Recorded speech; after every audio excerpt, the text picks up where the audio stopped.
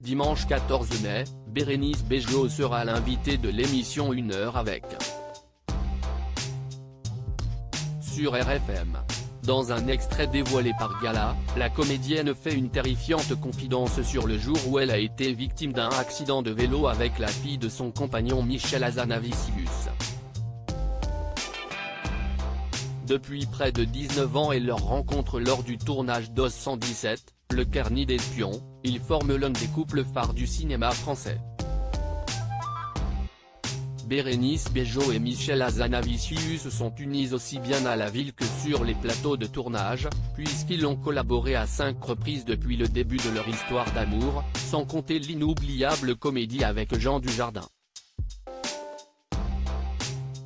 Une collaboration qui les a notamment menés à Los Angeles en 2012 lorsque le réalisateur a reçu un Oscar pour leur splendide The Artist. Pourtant, tout n'avait pas commencé de la meilleure des manières pour leur histoire. Il était à son bureau, je jouais un petit peu plus loin, et il a passé tout le casting à regarder dans une autre direction. J'ai appelé mon agent en lui disant, ça ne va pas marcher.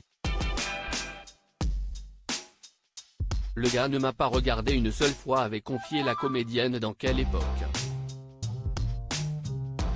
C'était horrible, j'étais tétanisé près de 2 décennies plus tard, leur couple est pourtant toujours aussi solide et les deux stars sont à la tête d'une grande famille. En 2008, ils ont accueilli leur premier enfant, un petit Lucien.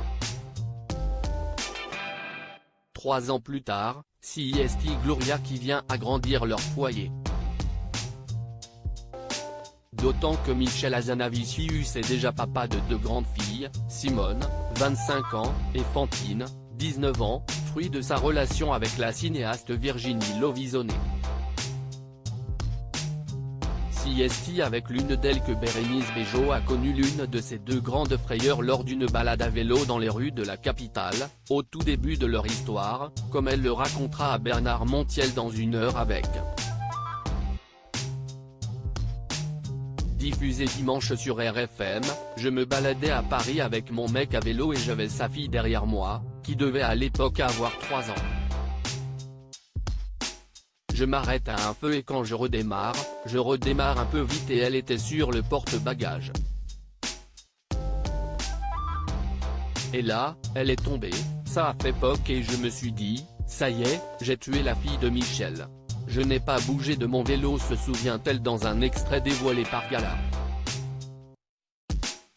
Tétanisée, la comédienne de 46 ans est incapable de réagir sur le moment, c'est-à-dire que Michel m'a regardé en me disant, la petite est tombée. J'ai dit, ouais, je sais, ouais. Ben, fais quelque chose.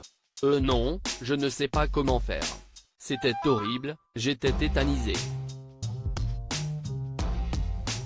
Je me disais, la honte, je l'ai tué, je ne bouge pas, je n'arrive pas à bouger, la honte. Ce n'est pas une très belle histoire. A-t-elle confié avec humour. Plus de peur que de mal, puisque la jeune fille saine est très bien remise. Une belle frayeur, qui doit encore aujourd'hui bien faire rire la petite famille lors des soirées au coin du feu.